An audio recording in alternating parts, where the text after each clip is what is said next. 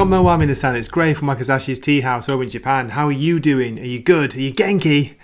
I am so surprised.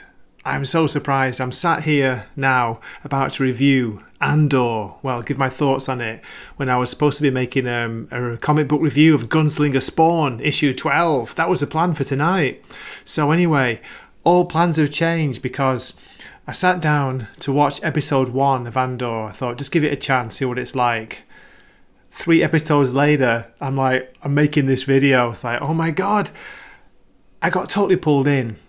Okay, first off, it's not amazing, but for me, it was really good and really surprisingly good. I was sat here watching it thinking, wait a minute, is this Disney Star Wars? Doesn't feel like Disney Star Wars.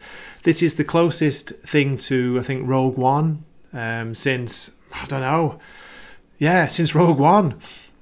This is going to be a bit of a, stream of consciousness review. It's not scripted, it's not written down. I just took some screenshots and I want to give you my brief and spoiler-free thoughts on the series. But yeah, I recommend it from the start. I would say go out and watch it, make your own mind up. Don't listen to, screaming, shouting negative reviews. Give it a chance and see, because like me, you might be surprised and you might get pulled in and you might find yourself an hour and a half later thinking, wow, I actually want to know what happens next. Who'd have thought that after watching crap like Kenobi and then average stuff like Mandalorian, Boba Fett as well? That was terrible. So you got Kenobi, Boba Fett, Mandalorian's not too bad, and then this is like on another level. Now, from what I've heard, it was shot maybe 2 years ago, so there's a bit of history to this, so maybe that's why. But anyway, let me give some brief thoughts and show you some pictures from the show. Okay. First off, the opening scenes gave me future noir, kind of Blade Runner, or almost Blade Runner vibes. Really cool lighting, nice dark, shadowy, like nightclub, beautiful looking characters. And look at this great scene here where you see someone like running down a gantry, the lights, the rain. Yeah, definite Blade Runner vibes from this. So that was already a big plus in my book. The different planets they go to, the different worlds they set up, they look real, they look lived in. There's like a feeling that, there's history to them. Do you remember the feeling from the original Star Wars where everything, apart from the Empire stuff, everything looked like broken down and old and aged, and knackered? The Rebellion's equipment, the Rebellion's ships. That's the feeling I got from this. I mean, of course, it's not to that level, but still, for whatever budget they have for this, it's looking good. So, yeah, the world building is a big point, a big thing that I liked, and this nice kind of dark noir setting. Because let's make this clear, this is dark. This is not for kids. This is Star Wars for adults, definitely. Now, this is telling the story of the blue-collar workers, the working class, the people who build the spaceships, the people who build the Empire, they build the Death Star. That's what I liked about it. Look at this great scene here, this small spaceport. We got all these ships parked, people working on the ships. There's always things going on in the background. Now, let me show you a scene here from one of the main characters. A strong female character, you ask? Yeah, she's a strong female character, but she's not pushed to be that. She's not shown to be, I'm the best at everything, which makes such a nice, refreshing change. She's got flaws. She's got a good interaction, a good chemistry with Andor, with, Cassian Andor in this. She makes mistakes. It feels like, not believable, but these characters are developed. There's going to be some criticism for this show for being slow, a bit of a slow pace, but I counter that with I think you need time to build up characters as well as worlds and settings. You need that time, otherwise, you don't get to know these people and you don't get to know the kind of interactions, the relationships you have with each other. So yeah, I'm all for a slow pace as long as it's not boring, and it isn't. It all has part to play. It's all part of the story, and it leads to what's happening later on. Can't believe I'm so excited. Listen to me. We're treated to short flashbacks to the past. We see the planet that Cassian Andor came from, where he grew up. You see the people he's with. It's a very kind of basic, what do you call it, almost tribal setting, a primal setting to it. But great scene here where you see a ship crashing, which becomes to play an important part of the story. And then to contrast that with the world that he's living in now, it's great. Some of the monsters, the creatures, the background, they're using practical effects, which is so refreshing to see these days. There's not a heavy reliance on CG.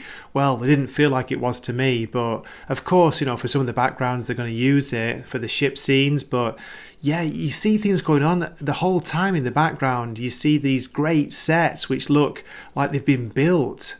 Yeah, so that impressed me again, this whole real feel to it. It's like it's lived in feel to it. Here are two visual examples of the world building, two beautiful backgrounds which set the scene. The first one, you've got the planet again that Cassian Andor has grown up on. You can see some kind of disaster has happened there. It's been mined to death almost. And then we get this scene on the planet he's living on now, where there's like chimes are hit and called. There's a morning chime, an evening chime. Now this has got a feeling of realness to me, because in Japan we get this here. There are morning chimes at 8 a.m. There's even lunchtime chimes and evening chimes to let you know. But it's a nice feel. It's world building. You can see this landscape behind them, which is very, very atmospheric and helps to build the scene. You also get the separation between the past, this different planet, and the present. So yeah, I'm impressed. Okay, again, we have another gorgeous image here on the screen. You can see someone looking off into the distance.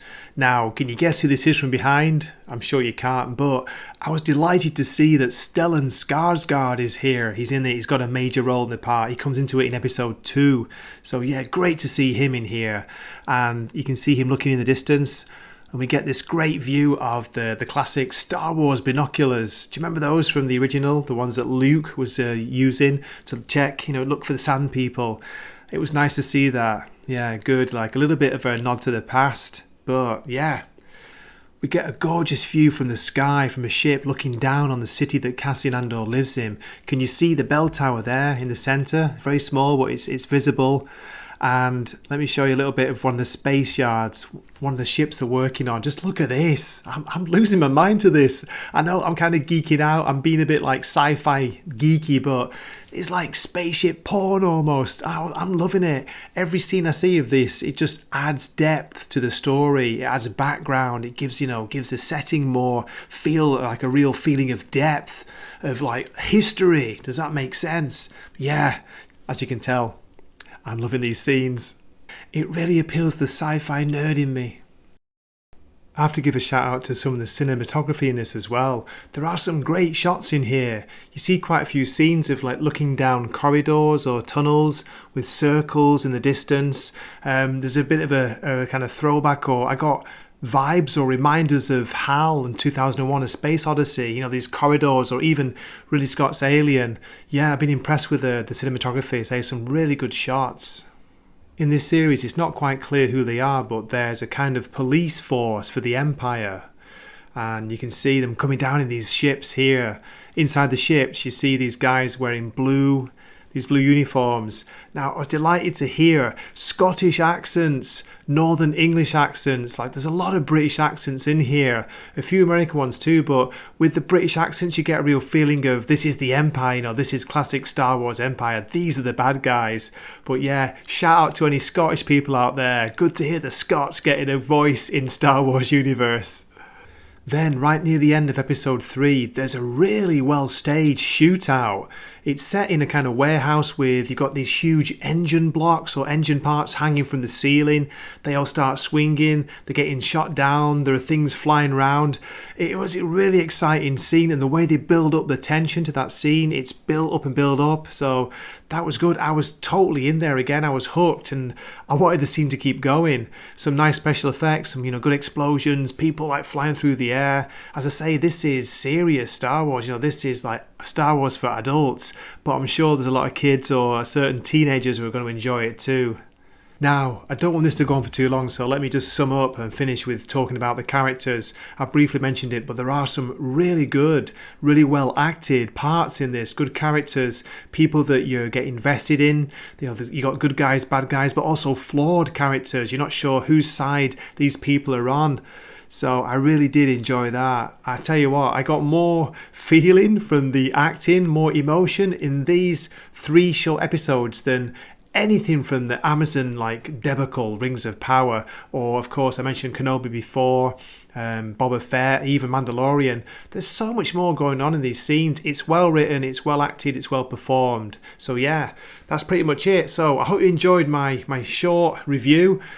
Spoiler free, of course, for the first 3 episodes of Andor.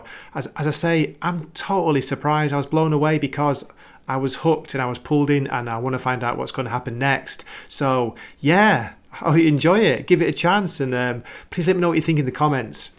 Okay, as always, thank you so much for watching. This is Gray from Wakazashi's Tea House, signing off for the night. Matane. Wakazashi's Tea House.